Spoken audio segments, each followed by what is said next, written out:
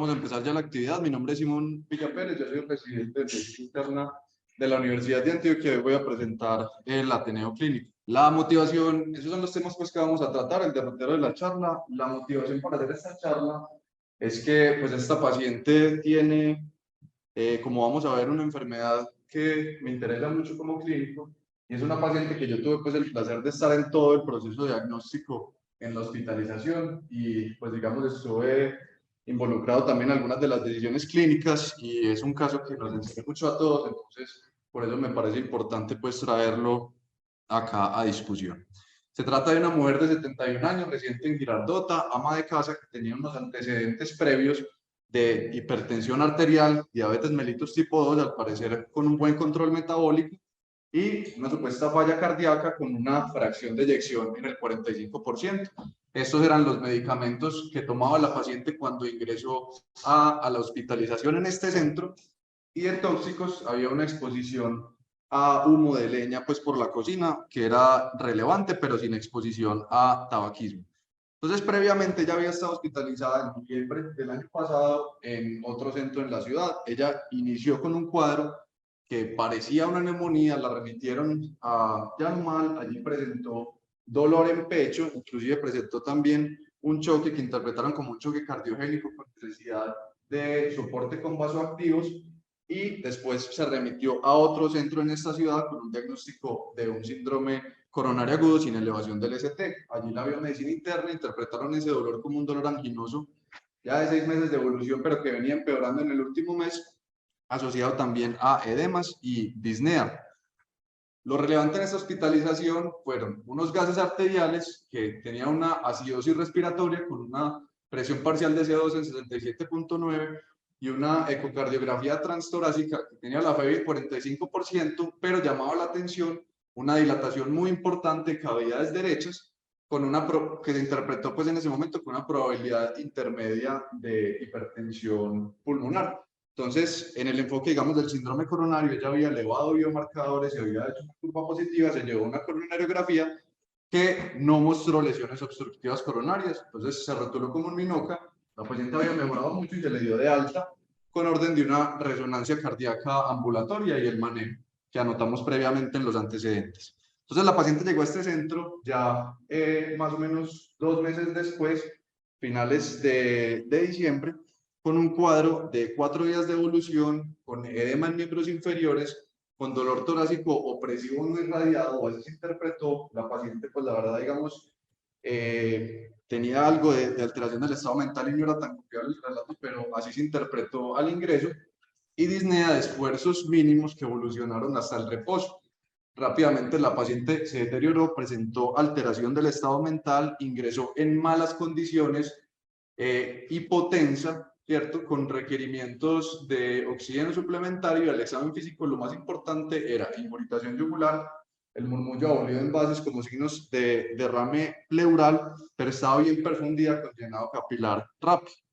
Entre las ayudas diagnósticas, lesión renal aguda, un uroanálisis que tenía piuria, bacteriuria y unos gases muy similares a los que había presentado en la hospitalización de noviembre, con una acidosis respiratoria, con un CO2 bastante elevado y una hemoglobina glicada en 6.7. Se le hizo esta radiografía de tórax que vemos acá, mostrando una cardiomegalia importante y derrames pleurales bilaterales. Entonces, los colegas que vieron a esta paciente al ingreso, pues interpretaron la paciente como con una falla cardíaca con un patrón húmedo, y la paciente pues evidentemente sí tenía signos de sobrecarga hídrica y estaba además chocada, pero hicieron pues un poco, no se veía un compromiso importante de la función sistólica, el llenado capilar era rápido, estaba bien perfundida, entonces se interpretó con un perfil de un choque distributivo, una posible sepsis, que el foco no era claro, pero la sospecha principal fue foco urinario. Entonces se le empezó antibiótico, se le ordenó un tacto abdominal,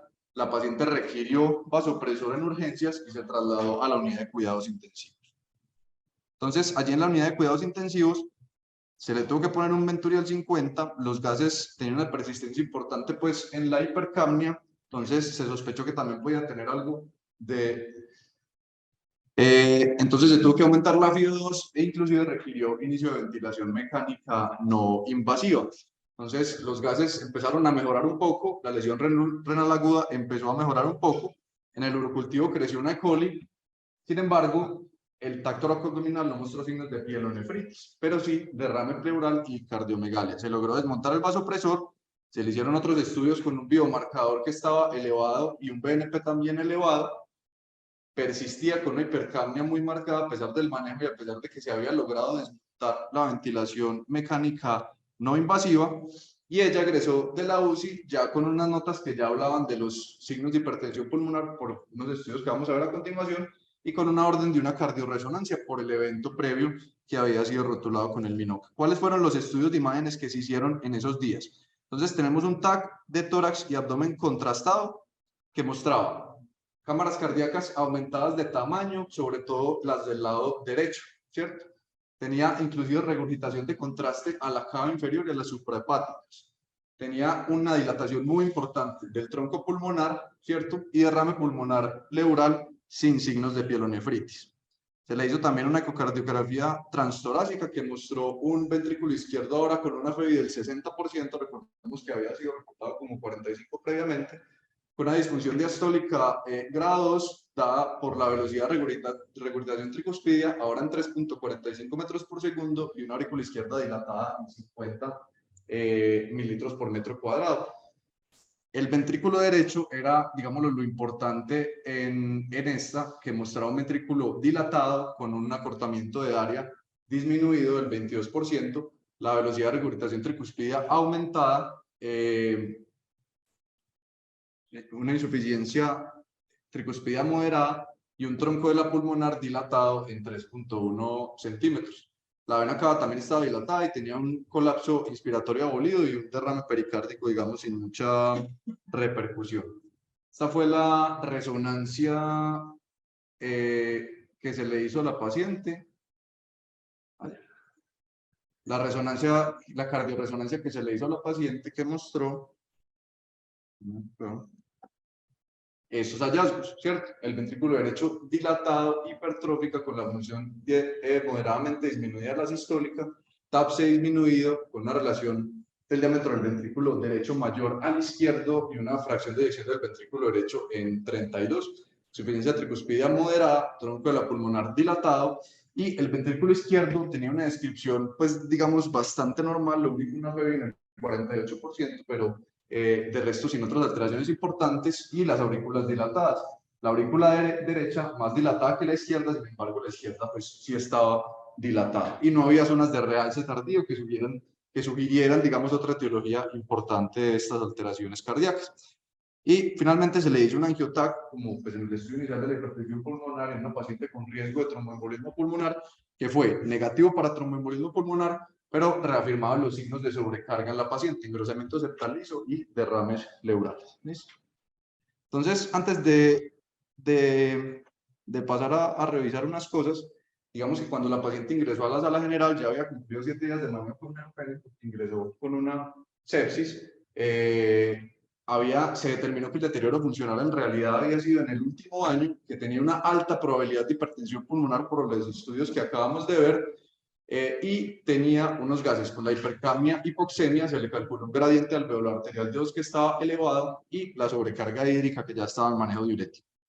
Entonces, antes de preguntarles a los expertos sobre, digamos, los elementos de este caso, es importante recordar la importancia, lo significaba la hipertensión pulmonar, de la cual la paciente tenía una probabilidad alta. Entonces, hipertensión pulmonar se define, pues como su nombre lo dice, como una presión aumentada en la arteria pulmonar. Digamos que el parámetro más importante es una presión media de la pulmonar de más de 20 mililitros de mercurio. ¿Y eso por qué importa? Porque a más presión en la arteria pulmonar, digamos que hay una relación casi lineal con la mortalidad. Pasa lo mismo con la resistencia vascular pulmonar. Todo eso termina en una falla cardíaca derecha, y en las complicaciones que ya estaba presentando nuestra paciente. Y esto lo podemos clasificar, digamos, en el perfil más hemodinámico según la resistencia vascular pulmonar, que está elevada, si es más de 2 en las guías del último año de la Sociedad Europea de Cardiología, o 3, pues, digamos, en las últimas actualizaciones de las guías, pues, de hipertensión pulmonar. Y la presión de cuña se considera que está elevada, que es un predictor de la presión en la aurícula izquierda, cuando está a más de 15 milímetros de mercurio, digamos, mostrando el compromiso de las cavidades izquierdas. Entonces, con esto lo clasificamos en un perfil más precapilar, postcapilar o combinado si las dos están elevadas.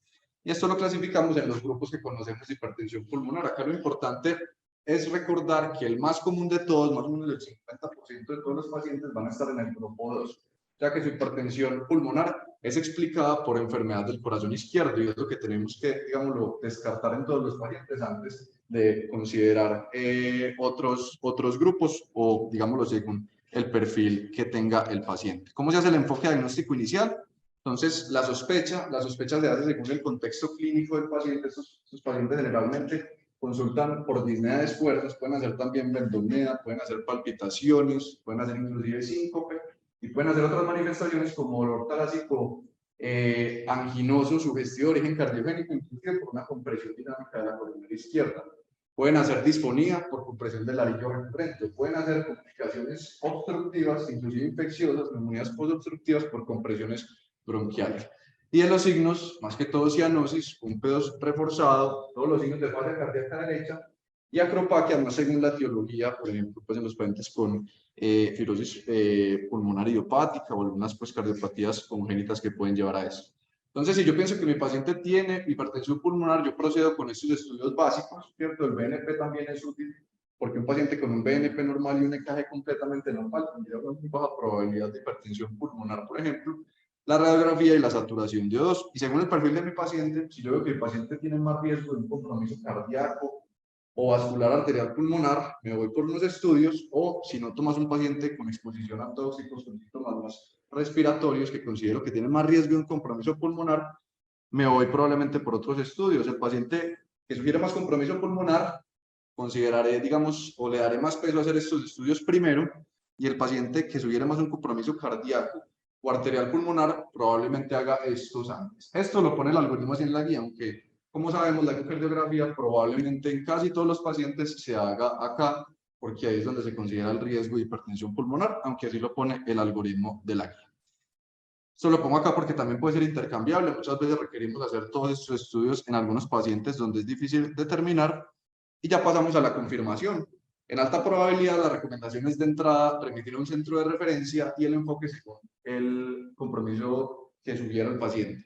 Cateterismo derecho, no todos los pacientes requieren cateterismo derecho, ¿cierto? Sobre todo los pacientes que requieren una confirmación diagnóstica donde no hay una etiología clara o donde esto va a impactar en el tratamiento, que es principalmente los pacientes del grupo 1 que reciben una terapia diferente a los pacientes de otros grupos. Entonces, por eso, en realidad, no todos los pacientes lo necesitan, pero pues, en el paciente que tiene la indicación, definitivamente sí es importante. Y según estos elementos que ahorita pues discutimos más, vamos a discutir más a profundidad, uno ya puede, digamos, encasillar al paciente más en un perfil o en el otro y proceder ya con la confirmación etiológica de la condición del paciente. Entonces, según pues este enfoque general que vimos y los elementos del caso, el doctor Roberto, que es internista y que pues también participó en el enfoque de este caso, nos va a ayudar con las consideraciones del enfoque de la hipercapnia en los pacientes con signos de hipertensión pulmonar. Bueno, excelente, Simón. Bueno, para intentar hacer resumen, yo creo que hay que recurrir al conocimiento básico, al menos con una noción de fisiología, que eso nos puede servir al menos para cotejar el diagnóstico diferencial, porque en este caso estamos partiendo de una paciente que tiene hipertensión pulmonar, que notamos que hay disfunción biventricular o al menos estigmas de, ¿sí? Ya hay un ejercicio cuando la paciente se enfoca previamente en otra institución de hacer un ejercicio de diagnóstico de precisión por cardiorresonancia. Nosotros ya identificamos acá que el ventrículo derecho está enfermo y que hay signos no solo de disfunción ventricular derecha, sino de disfunción ventricular izquierda, que ha sido un éxito por el manejo en cuidado intensivo. No hay duda que esta paciente, pues, sin las intervenciones que se hicieron en el servicio de urgencias y en UCI, no hubiésemos podido tener la oportunidad de abordarla a profundidad. De entrada, sí destaco que la paciente de golpe, el primer manejo que se hizo en cuidado intensivo fue más el de la hipoxemia, asumiendo que toda su hipoxemia estaba marcada quizá por un cortocircuito en esencia, por el edema pulmonar que ella tenía, pero al integrar un poquito más la fisiología pulmonar, desde el impulso, la bomba y el esfuerzo respiratorio, nos encontramos que persistentemente en 3 hospitalizaciones y en 3 gasimetrías esta paciente tiene hipercapnia. Al recordar de dónde viene la presión arterial de CO2, debe recordar uno que esto pues es una fórmula matemática a partir de una constante y la rata de producción que usted tenga de CO2 y esa presión alveolar de CO2 es inversamente proporcional a la ventilación alveolar. Por eso, digamos que la hipercapnia es una manifestación propia de un reflejo de la insuficiencia que está teniendo ese aparato respiratorio, ese sistema en general, para ventilar. Y esa ventilación alveolar va a depender mucho del volumen respiratorio y del espacio muerto que usted tenga. En la medida entonces que usted aumente la producción de CO2, pues va a tener más hipercapnia y en la medida que usted tenga un aumento del espacio muerto o una disminución de la ventilación expiratoria, pues usted va a tener menos eficacia y obviamente va a tener más hipercapnia. En los casos de producción de mayor de CO2, entonces un escrito clásico es la hipertermia por cada grado centígrado que aumente pues sobre la desviación estándar que para nosotros está a partir de 38 grados Celsius, se aumenta más o menos un 13% la producción de CO2. También pasa en la hipotermia y en los fenómenos de temblor y en estados de catabolismo exagerado, como en los estados de hipernutrición dentro del cuidado intensivo, o en el feocromocitoma, en la tirotoxicosis. Y quizá con lo que más nos familiarizamos cuando vemos el término hipercapnia es con un fenómeno de hipoventilación alveolar, como vemos pues allí en la curva. Entonces, de golpe, esta hipercapnia también te va a llevar, esta hipoventilación alveolar es uno de los mecanismos fisiológicos por el que nosotros nos familiarizamos con las causas de hipoxemia. Ahora, al integrar esto con la hipertensión pulmonar, como bien Simón lo logra hacer, nosotros encontramos una cosa muy interesante. Estadísticamente, cuando uno revisa a los pacientes de hipertensión pulmonar del grupo 1, que va a ser relevante para este caso, sobre todo porque tiene síntomas osteomusculares y un examen físico articular anormal, uno se encuentra que estos pacientes usualmente casi nunca tienen hipercapnia, ¿cierto? Y se debe probablemente a un proceso de aumento en la quimiosensibilización del bulbo ante el estímulo que sufren estos pacientes por el desequilibrio del BQ, recordando pues que en la hipertensión pulmonar del grupo 1 hay unas zonas de mucha vasoconstricción que quedan ventiladas, mal perfundidas, esos pacientes tienen un estímulo quimiosensible muy grande. Entonces es extremadamente raro que uno vea pacientes con hipertensión pulmonar del grupo 1 hipercápnicos, o sea que probablemente el primer enfoque fisiológico nos va a dar aquí. Ahora, la clínica nos está sugiriendo que puede haber una enfermedad pulmonar o un defecto en el diafragma, o un daño, pues, o una función anormal en la caja torácica, o de golpe, que lo que estemos viendo simplemente sea un reflejo de una falla cardíaca avanzada. Entonces, aquí sería el siguiente punto. Ahora, es muy importante que cuando uno tiene hipercapnia, usted tiene que considerar los otros elementos de la integración respiratoria. Entonces, la depresión central, la fatiga del sistema, obviamente para este caso del diafragma o un defecto mecánico. Por eso, quizá un algoritmo que valga la pena recomendado, este lo hace el doctor Carmelo Dueñas en un artículo que está publicado en Hindawi, es recordar entonces nuevamente los defectos que te llevan a una disminución de la ventilación minuto, a un aumento del espacio muerto, un aumento de la producción de CO2 y algunas causas misceláneas que van casi todas con obstrucción de la vía aérea superior. Para fines prácticos, uno sí encuentra una causa de hipertensión pulmonar que se asocia a un aumento del espacio muerto y quizás sea la embolia pulmonar. Pero en la embolia pulmonar es excepcional la hipercapnia per se y la razón es muy sencilla. Cuando hay vasoconstricción o obstrucción de ese flujo de vía aérea, también el paso de CO2 al alveolo va a estar disminuido.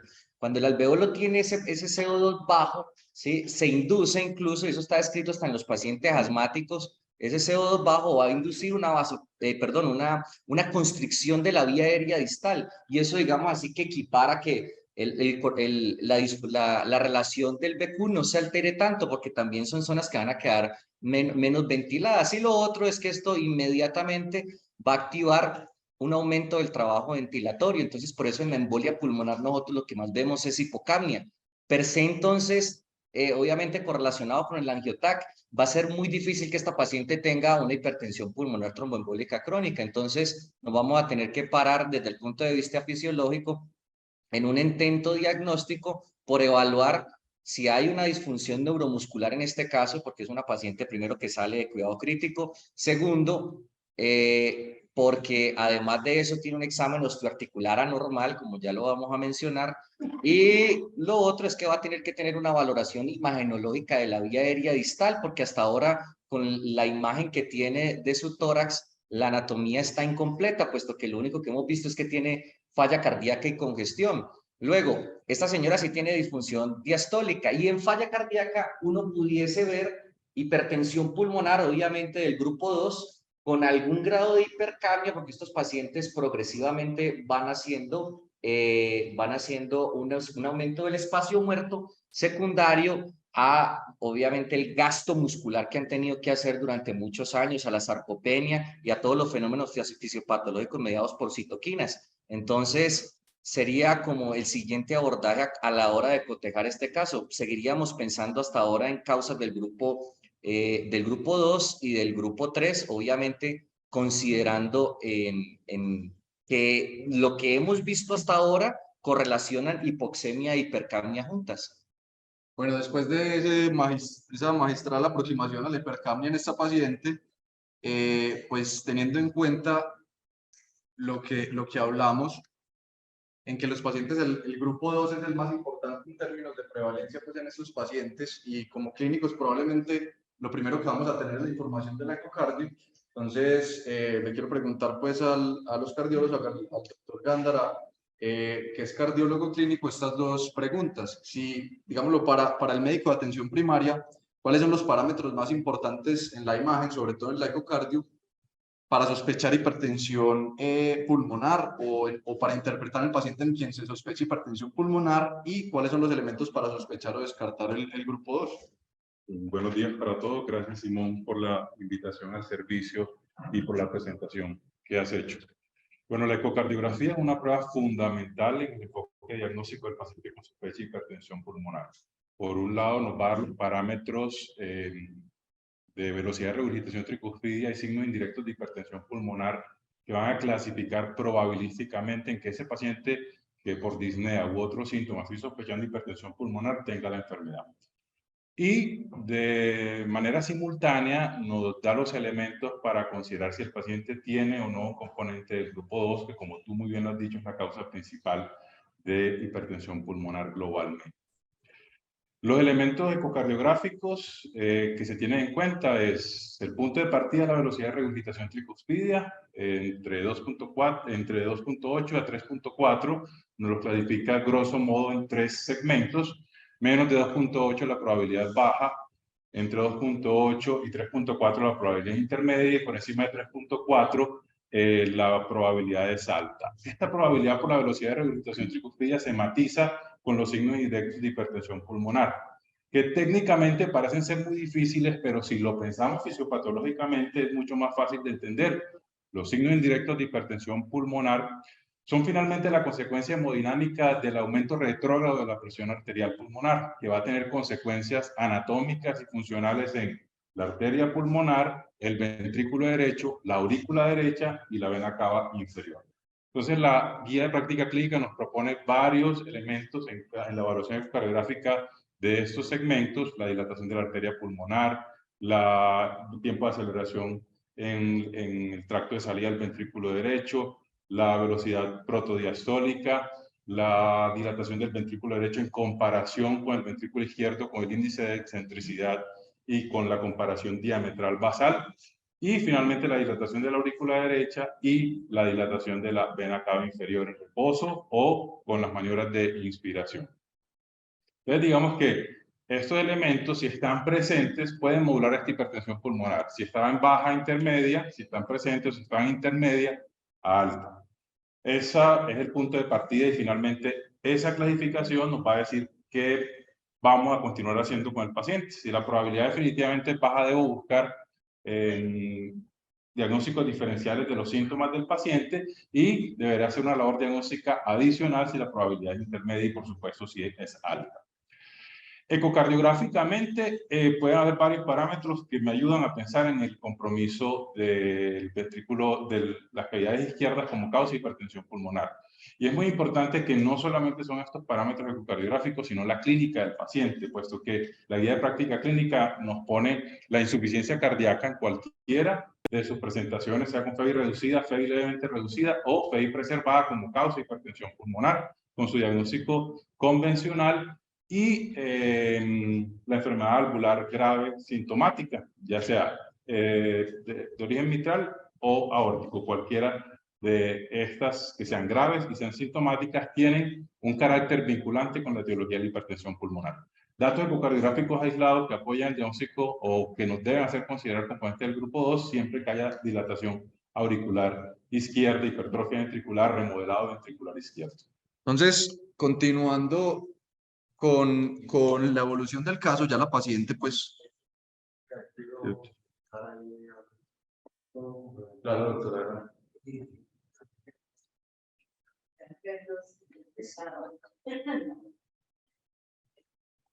Sí, buenos días, mi nombre es Jorge Luis Ferreira, cardiólogo acá del departamento. Lo que acaba de decir el doctor Jairo, pues los parámetros ecocardiográficos, todo eso es muy importante. Y todo eso hay que complementarlo y corroborarlo pues, con otras imágenes también, como tenemos la cardiorresonancia, que también ayuda como a certificar algunos de estos parámetros ecocardiográficos. La otra pregunta que estaba ahí, ¿cuáles son los elementos más importantes para sospechar y descartar el grupo 2? Tenemos que, digamos, como devolvernos a la parte clínica. A veces nos estamos yendo como mucho a las imágenes y también nos tenemos que recordar que la parte clínica es demasiado importante desde la cirugía básica. La hipertensión pulmonar es un diagnóstico que puede hacerse clínicamente. Recordemos los parámetros que nos enseñó el doctor Chávez, que donde decía que el complejo, o el que primero llamaba triada, y después los 4 componentes semiológicos de inspección, palpación, percusión y auscultación, nos ayudan a hacer el diagnóstico clínico de hipertensión pulmonar, que aunque pocas veces lo vemos en el examen directo del paciente, en algunos pacientes con hipertensión pulmonar severa lo podemos encontrar. Hay otra cosa que en el examen clínico, las maniobras tan sencillas como son de la maniobra de Rivero Carvalho, la maniobra de Harvey, la maniobra de Pachón, son datos que nos van a ayudar como a formalizar o a detallar más el examen cardiovascular de este paciente. Entonces, por eso, para aproximarnos al grupo 2, tenemos uno que mirar los antecedentes, el examen clínico, donde el abordaje cardiovascular y el examen clínico sea muy juicioso con todas las maniobras para llegar a abordar si el paciente tiene coronariopatía, si tiene valvulopatía o algunas otras enfermedades adicionales como el tejido conectivo asociadas a la enfermedad cardiovascular. Entonces, todo este complemento, tanto de la parte inicial, que es el abordaje de la historia clínica, el examen físico, lógicamente coordinarlo con un interrogatorio adecuado. Muchos de los síntomas de la hipertensión pulmonar, muchos no, la mayoría se solapan con muchas enfermedades, la tos, la disnea. Sabemos que esto es inespecífico y puede presentarse en enfermedades pulmonares, cardiovasculares u otras enfermedades. La hemotisis, todos esos datos son inespecíficos y ahí es donde viene el reto diagnóstico del clínico para diferenciar si estamos en presencia de un grupo 2 o probablemente sospechar de otro grado diferente, ya sea pulmonar, del grupo 3, del grupo 4 o todas esas misceláneas que hay entre del grupo 5 o todas las del grupo 1 del tejido conectivo. Entonces, no olvidar el examen clínico para abordarnos a decir si es del grupo 2 y un buen examen clínico nos ayuda a diferenciar una hipertensión pulmonar del grupo 2. Muchas gracias. Entonces, volviendo a caso, nosotros recibimos pues a la paciente en la sala general y empezamos pues nuestro enfoque de la hipertensión pulmonar. Para el grupo 1, digamos que lo más importante era como el grado, la magnitud de la hipertensión pulmonar que tenía la paciente. Para el grupo 2 definitivamente había sobrecarga hídrica y dilatación de la aurícula izquierda que nos obligaba a considerarlo pues en la baraja de los diagnósticos diferenciales. Del grupo 3 llamaba mucho la atención la hipercapnia con hipoxia y un factor de exposición previo relevante. El grupo 4, el angioTAC fue negativo y en realidad rápidamente lo descartamos de los diagnósticos diferenciales más importantes. Y el grupo 5, la paciente no parecía tener una de las condiciones que se asocian con este grupo que es tan heterogéneo en su fisiopatología.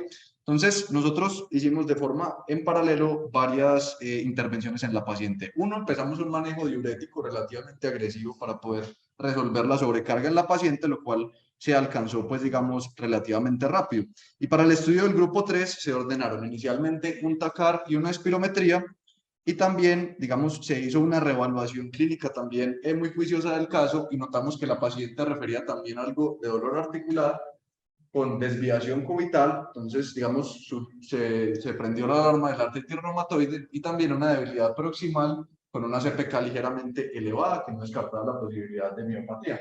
Hay que recordar que la paciente llegó en unas condiciones, digámoslo, muy diferentes, con un CO2 muy alto, entonces cada día aparecían elementos clínicos nuevos que la paciente no había contado pues antes, a pesar de eso. Se le ordenaron un factor reumatoide que salió en más de 2000, personalmente es el más alto que he visto en mi vida, no sé, ahorita nos cuentan los reumatólogos, se han visto unos más altos, y un anti-CCP en más de 200. Entonces esto, según esta clínica de la paciente, pues ya se volvía un elemento muy relevante. Entonces, ¿qué se hizo acá después? Los resultados del TACAR mostraron que había telectasias subsegmentarias en los lóbulos inferiores, pero no había un compromiso importante en el parénquima pulmonar que sugiriera enfermedad pulmonar intersticial, ¿cierto? Esta es la imagen acá. En realidad era un pulmón que después lo volvimos a analizar y decía, oiga, algo de compromiso de la vía aérea pequeña y tal, pero en realidad no era muy relevante. Y se realizó una espirometría con estas curvas que vemos acá, donde se notaba un patrón restrictivo con una capacidad vital forzada comprometida, ¿cierto? Y una relación mayor a 0.7, con las dificultades, pues, digamos, técnicas y la realización de la paciente por dificultades como la cooperación. A pesar de eso, se logró obtener estos resultados. Entonces, digamos, ya con esto, la paciente se había resuelto la sobrecarga, y continuamos en el estudio. Nos llamaba mucho la atención la magnitud de la alteración de las cavidades derechas. Entonces, pues se tomó la decisión de hacer un cateterismo derecho. Y, pues, para nuestra sorpresa, este fue el resultado del cateterismo derecho, que salió pues con una presión media de la pulmonar en 14, o sea, normal, con una presión en cuña de 3, pero con una resistencia vascular pulmonar en 3.4, que pues yo mismo calculé la fórmula y en realidad sí a 3.4, sobre todo porque la cuña está muy bajita. El doctor senior de pronto sí se pudo conectar, que él nos iba a acompañar. ¿Seguimos o...? Yo voy a continuar por el momento y, profe, si puede verificar si el doctor está conectado. Pero digamos que analizamos el cateterismo y definitivamente esto no era concordante con la clínica de la paciente. Digamos, yo igual revisé pues el cateterismo con el doctor senior. Se llama la atención la presión media de la pulmonar, porque esta es la presión del cateterismo derecho que menos interferencia tiene con otras medidas y menos riesgo de error tiene. Sin embargo, pues esto es un procedimiento que es delicado, hay que seguir ciertos protocolos y pueden haber, digamos, cambios en las medidas. La presión en cuña es definitivamente la medida que más se puede alterar, ¿cierto? Pueden haber, digamos, consecuencias con el manejo diurético que se hizo a la paciente, con, digamos, cómo se cuña en ese momento para medir. Puede haber over o under damping, y dependiendo de eso pueden cambiar las ondas y los valores. Y la resistencia vascular pulmonar, en su fórmula, recordemos que depende también del gasto cardíaco, y el gasto cardíaco también va a tener ciertas consideraciones. Puede haber problemas cuando hay, por ejemplo, comunicaciones interventriculares o cuando hay una insuficiencia tricuspidia muy importante. Entonces, digamos, por eso hay que tener estas consideraciones. Sin embargo, para nosotros clínicamente la paciente tenía hipertensión pulmonar y tenía muchos signos, entonces digamos que seguimos con el enfoque de hipertensión pulmonar. Por la parte de la posibilidad de artritis reumatoide y este fenómeno de autoinmunidad, se empezó a aclarar, y resulta que la paciente sí tenía una rigidez matinal de 1.5 horas con error de características inflamatorias. Se le vieron unos sanas en realidad, más que todo por la sospecha de Sjögren, porque también refería algo de síntomas secos, pero pues para nuestra sorpresa salió con unos sanas en 640 con patrón homogéneo. Se le realizó después por eso un complemento que salió bajito. Y digamos también la cuadriparesia pues proximal, y con la hipercapnia también sugirió la posibilidad de un eventual compromiso diafragmático. Entonces, con esta información pues nosotros Llamamos a los reumatólogos y en este momento le quiero preguntar pues al doctor Andrés, que es fellow de reumatología, cuáles son las causas principales de hipertensión pulmonar de origen reumatológico, cuáles hay que considerar. Bueno, muy buenos días a todos. Muchas gracias por la invitación a Simón y por la excelente presentación que lleva. Bueno, entonces para considerar como las principales causas reumatológicas de hipertensión pulmonar, hay varios estudios que han intentado pues como evaluar esto. Dentro de los principales estudios hay uno norteamericano que fue el que se conoce como el REVEAL, pero también hay otros estudios. Está un estudio británico, un estudio coreano y un estudio chino, pero digamos que el más importante es este estadounidense. Ellos incluyeron alrededor de 2.525 pacientes, de los cuales 641 tenían enfermedades reumatológicas que causaban pues una hipertensión pulmonar. Cuando ellos evaluaron como las características de estos pacientes, la edad promedio era aproximadamente unos 57 años. La mayoría tenía una clase funcional entre 3 a 4 y empezaron a hablar cuáles eran esas diferentes causas de enfermedad de tejido conectivo que causaban hipertensión pulmonar. Entonces, cuando hablamos de estas enfermedades, digamos que siempre tenemos que ir de lo más frecuente a lo menos frecuente. Cuando vemos de lo más frecuente, en esas cohortes se ve que la hipertensión pulmonar secundaria, enfermedad reumatológica, en primer puesto tenemos a la esclerosis sistémica. De esa esclerosis sistémica vamos a tener dos variedades, ¿cierto? La variedad limitada y la variedad difusa. Dentro de digamos que los factores predictores o que me dicen que este paciente posiblemente tenga mayor riesgo de tener hipertensión pulmonar, está la variedad limitada sin excluir la difusa. Ellos mencionan que la limitada puede estar incluso con hipertensión pulmonar en un 15% y la variedad difusa está en un 7%. Ya viendo las características de estos pacientes con esclerosis sistémica, la edad de inicio de la enfermedad, si es una edad de inicio tardía, es un factor de predictor. Si el paciente además de eso tiene una evolución prolongada de la enfermedad, algunas cohortes mencionan por encima de 5 años. Si el paciente tiene fenómeno de Raynaud, si el paciente tiene úlceras digitales y si el paciente tiene también anticuerpos anticentrómero o anti-U3-RNP. Además de eso, si de entrada ya tiene una capacidad de difusión de monóxido de carbono por debajo del 60%, digamos que son unos factores que nos dicen a nosotros posiblemente, nos prenden las alarmas que el paciente tiene mayor riesgo de tener hipertensión pulmonar. Dentro de todas esas cohortes, pues aproximadamente es un 78% que la lleva a primer lugar, ¿cierto? Si definitivamente vemos que lo paraclínico no nos orienta, como en el caso de este paciente que no tenía pues un fenotipo de esclerosis, en la segunda causa que se menciona en las cohortes está el lupus eritematoso sistémico. En el lupus eritematoso sistémico, si bien la prevalencia de hipertensión pulmonar es poca, ellos mencionan hasta un 1%, pero cuando van y hacen eco-TTs es muy variable, pueden encontrar hasta un 2, hasta un 40% de hipertensión pulmonar en esos pacientes. Sobre todo aquellos que tienen la enfermedad de inicio temprano, aquellos que hacen serositis, que tienen enfermedad renal, que además de eso tienen fenómenos vasculopáticos como fenómeno de Raynaud o que prevalece también los anti-RNP, son los factores predictores que mayor hacen pensar que posiblemente tenga hipertensión pulmonar. Luego de ahí, luego de pasar por primera esclerosis sistémica, segunda lupus eritematoso, hay una tercera causa que es la enfermedad mixta del tejido conectivo. Con esa enfermedad mixta del tejido conectivo, en esa cohorte más o menos fue entre 8 a 6%, y las características es si esos pacientes presentaban más como esas características de esclerosis sistémica, lo hacía más, digamos que predispuesto pues a tener hipertensión pulmonar. Como cuarta causa, ya dependiendo también de las series, encontramos al síndrome de Sjögren, y ese síndrome de Sjögren, realmente el compromiso por hipertensión pulmonar es muy raro, y si se presenta, pues, está secundario pues una enfermedad intersticial que tampoco pues es lo frecuente. Ya luego del síndrome de Sjögren, también tenemos ya muy en pocas, digamos, cohortes, más o menos un 3, un 1%, dependiendo de donde uno lo vea, hasta la artritis reumatoide. Realmente una hipertensión pulmonar, la artritis reumatoide es muy rara y suele estar asociada a otro grupo de hipertensión pulmonar, el grupo 2, por el compromiso cardiovascular y digamos que ese componente que tiene la enfermedad la artritis reumatoide, o por compromiso pulmonar, pero digamos que en primer lugar no es lo que debemos de pensar. Luego de ahí hay otra causa que son las miopatías inflamatorias, que las mencionan hasta solo como un 1%, 2%, y suele ser aquellos con más riesgo, los que tengan dermatomiositis, los que tengan generalmente un compromiso extenso de la piel, o que tengan microangiopatía, o que tengan anticuerpos anti-SSA. Y ya por allá queda en lo último, como el caso de que nos presentemos, pues se nos presenta un paciente, pues está la sarcoidosis, está la enfermedad de Still, pero realmente es muy raro considerar esas causas reumatológicas. Entonces, Digamos que entre las campeonas nos quedamos con 3, siempre pensar en esclerosis sistémica, siempre pensar después en lupus y luego en en enfermedad mixta del tejido conectivo. Ahora bien, hay que tener en cuenta que no todas esas enfermedades o esas causas de hipertensión pulmonar se van a manejar como se manejan las demás, ¿cierto? Hay que tener en cuenta que lo que es la esclerosis sistémica en la enfermedad mixta del tejido conectivo no tiene indicación de inmunosupresión, a diferencia de otras causas como el lupus y es secundaria pues una vasculitis. Pero a grosso modo son las principales causas reumatológicas que hay que considerar en esta paciente. Muchas gracias, doctora. Una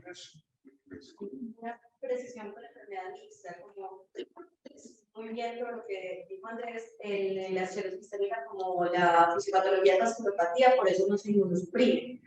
En lupus se considera que hay vasculopatía, pero también se considera que hay componente vasculítico, por eso se inmunosuprime. Y en enfermedad mixta, cuando hay ese fenotipo, que recuerden que es el RNP aislado, sin ningún otro anticuerpo de lupus, bueno, otras características, ese fenotipo esteroidiforme, pues parece muy vasculopático, pero como no se puede excluir completamente la fisiopatología de la vasculitis, sí, en algunas series sí se considera que de pronto sí se puede beneficiar de inmunosupresión. Para testar ahí como ese tipo de casos. Listo, profe, muchas gracias. Entonces, ¿qué pasó con nuestra paciente? ¿Cierto?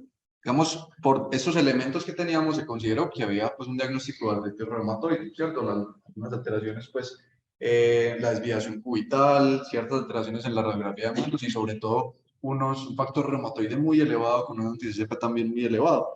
Pero por el potencial compromiso diafragmático se hizo una electromiografía de extremidades y diafragmas y se confirmó un patrón miopático con compromiso no solo proximal, sino también un compromiso del hemidiafragma izquierdo.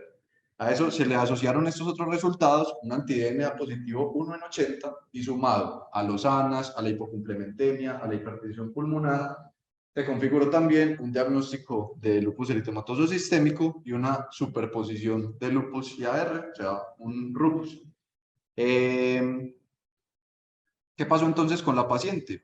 Por todos estos elementos que acabamos de nombrar, se consideró administrar pulsos de metilprednisolona, que la paciente pues era un compromiso sistémico muy importante. Además, el potencial papel de la vasculopatía o vasculitis de lupus en hipertensión pulmonar, por lo cual se adicionó también rituximab y la paciente al final se le dio de alta con metotrexate e hidroxicloroquina.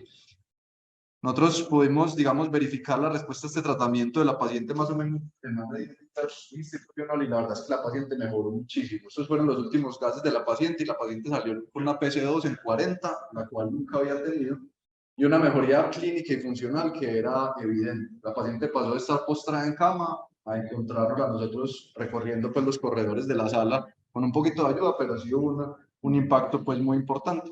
Entonces, finalmente, digamos que sí había una alta probabilidad de hipertensión pulmonar que se consideró posiblemente multifactorial. Digamos, no se descartaban los elementos del grupo 1, sobre todo ante la parte de la inmunidad y el diagnóstico de lupus. Definitivamente había componentes del grupo 2, una auricular izquierda dilatada y los derrames pleurales, la sobrecarga que hubo. Sin embargo, esta paciente tenía coronariografía y tenía una cardioresonancia que tampoco mostraba, digamos, una etiología diferente. Tampoco había, digamos, indicación de intervenir por el lado de falla cardíaca de la paciente, entonces digamos que nos quedamos sin otros elementos para intervenir por ese lado, para explicar la etiología. Y el grupo 3, a pesar de que el parénquima estaba normal, pues la hipercapnia sí fue importante, y en el grupo 3 hay algunos síndromes de hipoventilación que pueden tener un papel pues bastante importante y al final se le dio de alta con remisión al centro de referencia de hipertensión pulmonar.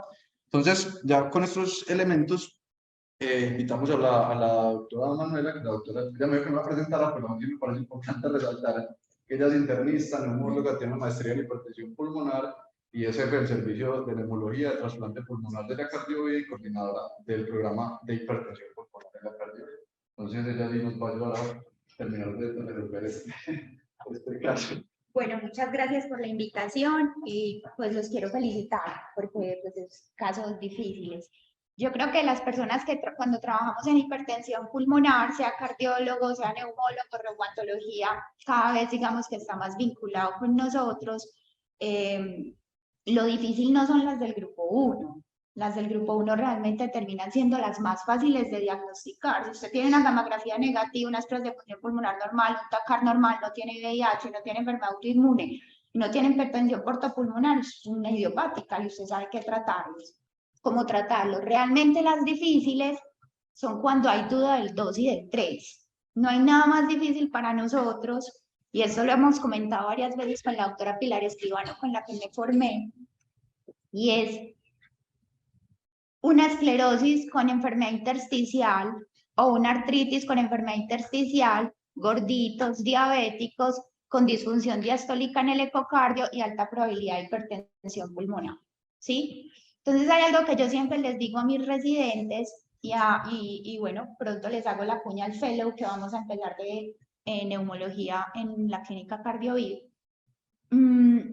Y es que cuando uno se aproxima a hipertensión pulmonar tiene que ser compulsivo, obsesivo. Ellos saben que yo soy supremamente psicorrígida y les digo siempre empiecen manuelitos para toda la vida. No se salten ningún paso, porque si usted el ecocardio salta el cateterismo, se embala con el cateterismo. El cateterismo no hace diagnóstico etiológico. El cateterismo hace diagnóstico de un fenotipo hemodinámico.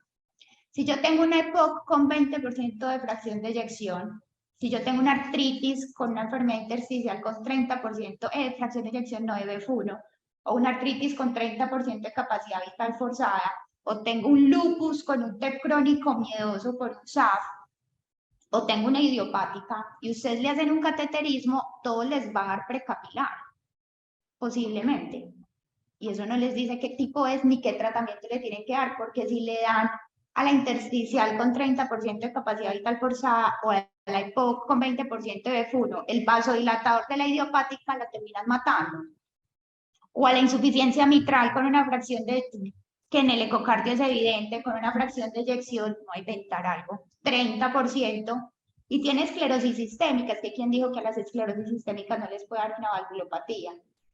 Pero la insuficiencia mitral y esa fracción de eyección le contraindica el vasodilatador, porque aumenta la mortalidad, ¿sí? Entonces, por eso el cateterismo llega a ser el último paso. ¿Cómo diferenciar los grupos 1, 3 y 2?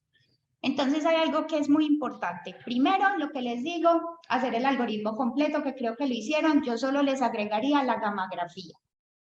Recuerden que, aunque ustedes pues tienen el gran bondad de los radiólogos de tórax con los que trabajan acá, que tienen esa suerte, pero de todas formas recuerden que de todas formas las guías siguen recomendando la gamografía BQ como el examen de elección para enfermedad subsegmentaria. Entonces, si ustedes hacen un angioTAC en presencia de un paciente con parénquima sano y el angioTAC es positivo para TEP crónico, no le haga la gamografía. Pero si es negativo, hágale la gamografía, porque a usted se le puede estar pasando el TEP subsegmentario y en la clínica de hipertensión pulmonar, nosotros tenemos el programa, nos pasa así. Entonces, un primer dato. Segundo, cuando uno no tiene un radiólogo con un ojo tan entrenado como el que tienen ustedes acá, ojo con las gamografías en presencia de enfermedad parenquimatosa, porque acuérdense que la gamografía les habla de defectos de perfusión y de ventilación. Pero si yo tengo una enfermedad intersticial o tengo una EPOC, a mí me hacen la fase de perfusión de la gamografía y me va a decir que hay un defecto de perfusión, pero también hay un defecto de ventilación porque hay un parénquima sano. Lo que a mí me importa en esa interpretación de esa gamografía es si el defecto es coincidente o discordante. Si el defecto a mí me dice el radiólogo nuclear, son defectos de perfusión no coincidentes o discordantes con los de ventilación, usted dice, esto sí puede ser un TEP crónico. Entonces es lo único que yo les agregaría. Ahora bien, digamos que con respecto puntualmente a las del grupo 2, recordemos que las del grupo 2 hay dos tipos de fenotipos de los que ahora se habla y se discriminan hipertensión pulmonar. Yo puedo tener un fenotipo, un grupo 2 puramente postcapilar, o puedo tener un fenotipo vascular pulmonar o precapilar y no quiere decir que sea un grupo 1. Eso pasa mucho con las insuficiencias mitrales y con las estenosis mitrales y las estenosis aórticas, que incluso las estenosis aórticas son también un problema para las vasodilatadores. Pero el punto es que yo puedo tener una insuficiencia mitral muy grave o una estenosis mitral o una estenosis aórtica muy severa, y ustedes lo cateterizan y les dan cateterismo pre y postcapilar. Y eso no significa que necesite vasodilatador. Ahí está esa capacidad que uno tiene de analizar ese paciente. ¿Por qué? Porque cuando yo estoy en un postcapilar o un grupo 2 con un fenotipo vascular es porque ya hay remodelamiento de la pared vascular y el cateterismo me va a dar un componente combinado, ¿sí? Entonces, nosotros, y lo mismo pasa con las grupo 3, especialmente las enfermedades del tejido conectivo. Eso nos enreda la vida porque nos llegan, por ejemplo, la esclerosis, ¿sí? La artritis no nos enreda tanto en cuanto a dudas con el grupo 1 porque el grupo 1 en artritis es excepcional, pero la esclerosis sí.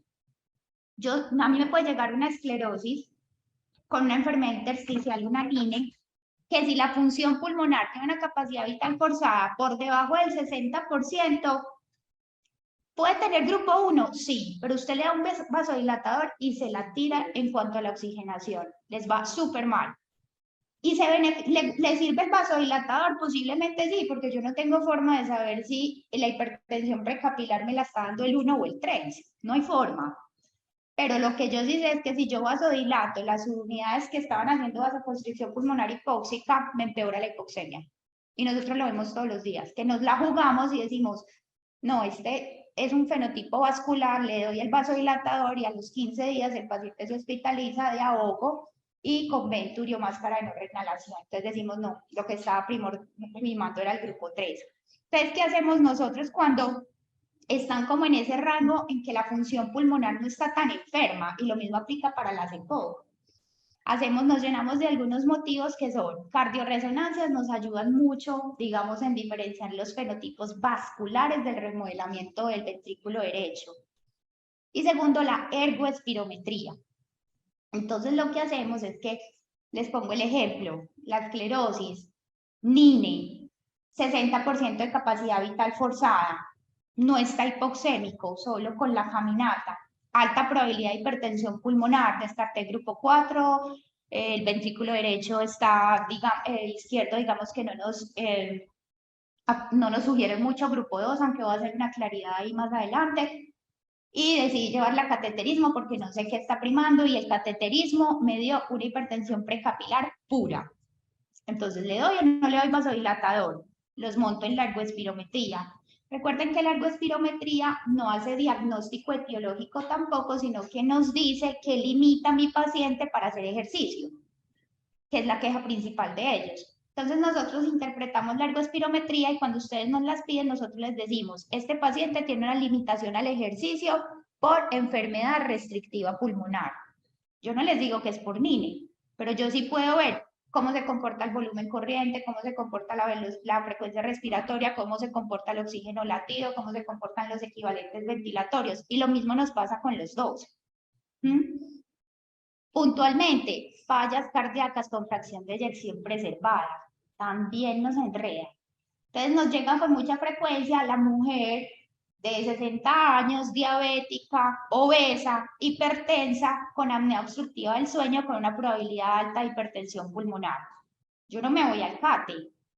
Entonces ustedes me dicen, no, es que eso es una falla cardíaca con fracción de eyección preservada y nosotros usamos los mismos scores que ustedes usan. ¿Pero para qué? Para saber cómo pido, posiblemente le descarto el grupo 3, le descarto el grupo 4, me voy a CATE. Y siempre le escribo a mis hemodinamistas, por favor, la historia, que es muy importante, y si su cuña está entre 12 y 15, hágale por favor un reto de volumen. Si el reto de volumen se les va mayor de 18, pues desenmascararon una fracción de eyección preservada. Y eso muy puntualmente, esclerosis y artritis, que hacen mucho grupo 2 también, principalmente la artritis que tú ya lo mencionas. Entonces la ergoespirometría también me ayuda a discernir qué me prima, la grupo 2 o el grupo 3 o el grupo 1. Entonces yo les escribo, esta ergoespirometría tiene una limitación por enfermedad vascular pulmonar. O este paciente paró el ejercicio por signos de falla cardíaca. Eso sí, nosotros vemos oxígenos latidos que están alterados, el comportamiento porque acuérdense que el oxígeno latido es un indicador de gasto cardíaco, Vemos cómo se comporta el equivalente ventilatorio, vemos un índice que hacemos que se llama el OUS, no sé si lo han mencionado, pero finalmente abajo les ponemos qué limitó al paciente y ahí nos las jugamos. Entonces hay veces uno dice, no, este paciente definitivamente esa enfermedad intersticial lo tiene súper enfermo y le hace uno la ergo y el paciente no es capaz de hacer ejercicio o hizo una prueba submáxima, es por puros signos de hipertensión pulmonar. Entonces me la juego y le doy el vasodilatador. Nos toca muchas veces devolvernos, porque como les digo, hay veces es difícil y no hay una prueba o un biomarcador que diga es una o la otra. Con respecto al síndrome, bueno, las reumatológicas son de las más difíciles para mí en diferenciar porque pueden ser multifactoriales y no son excluyentes. Yo puedo tener grupo 4, puedo tener grupo 1, puedo tener grupo 2 y puedo tener grupo 3. No son excluyentes. Y les insisto en lo de los cateterismos. Ahora bien, cuando ustedes tienen un paciente con baja probabilidad de hipertensión, de falla cardíaca con fracción de eyección preservada y les da la cuña alta, ahí es la experiencia del hemodinamista de meterse al izquierdo y hacerle una medición directa a la fin de diástole del ventrículo izquierdo. La disfunción diafragmática, esta discusión yo la tuve con Simón. A ver, dentro de los del grupo 3, los síndromes de hipoventilación sí están relacionados con causas de hipertensión pulmonar. Pero yo en esta paciente no me la jugaría al 100% que los cambios del ventrículo derecha sean por hipercapnia. Y tampoco les desestimo que no tengan grupo 2. ¿Por qué? Porque ese CATE se le hicieron ya de pronto muy seca. Yo creo que ese cateterismo que estuvo, pienso, tal vez bien hecho, bien indicado, y no estoy juzgando el resultado, lo que sí haría es repetírselo, ahora que ya no tiene hipercapnia. Porque miren que era un ventrículo derecho remodelado. El ventrículo derecho tiene dos tipos de remodelamiento, un adaptativo y un maladaptativo. Digamos que con lo que tú mostraste en la cardioresonancia es un remodelamiento muy adaptativo, está todavía hipertrófico, no dilatado. Pero yo no me la jugaría al 100% que era solo la hipercapnia. ¿Que la hipercapnia la empeoró? Posiblemente sí, pues todo suma, ¿cierto? Pero es que tiene el lupus, tiene lupus también. Nosotros en nuestra serie tenemos muchas lúpicas, tenemos más esclerosis, sí, pero tenemos muchas lúpicas. Entonces, ya que la tienen estable de la hipercapnia, que le manejaron la falla, que en el momento, tuvo pues como en el momento que tenía los derrames pleurales, eso no es por hipertensión pulmonar, eso no, la hipertensión pulmonar no da derrames pleurales excepto la vena oclusiva. Entonces, ya que es tan estable que le dieron el manejo de la inmunosupresión, yo le repetiría el cateterismo. Con la salvedad que si la cuña está entre 12 y 15, le haría un reto de volumen. Y no es el mecanismo aislado para mí en esta paciente. Muchísimas gracias. Ya para terminar, 2 minuticos voy a hacer unas consideraciones sobre el pulmonilo, porque como sabemos es un caso complejo, multifactorial, pero digamos queríamos revisar esta parte y recordemos que el lupus puede comprometer el pulmón de muchas maneras diferentes, incluyendo la parte vascular y la hipertensión pulmonar, que no es la principal, y la prevalencia es muy variable porque han hecho estudios desde simplemente mediciones ecocardiográficas allá confirmados con cateterismo, por eso puede ser tan variable como el 0.5% al 14%.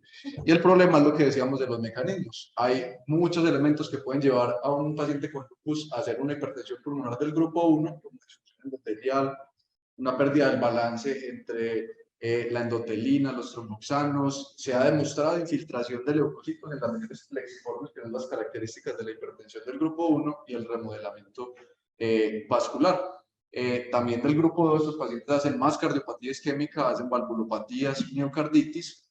Del grupo 3 queda, digamos, interrogado lo del diafragma, porque en realidad sí puede haber un compromiso diafragmático, pero debe haber una hipoxemia, por ejemplo, relevante y todo eso para poder ser explicado por esto, y el alto riesgo, pues, de que haya también un diagnóstico de síndrome antifosfolípido y una tromboembólica también es importante.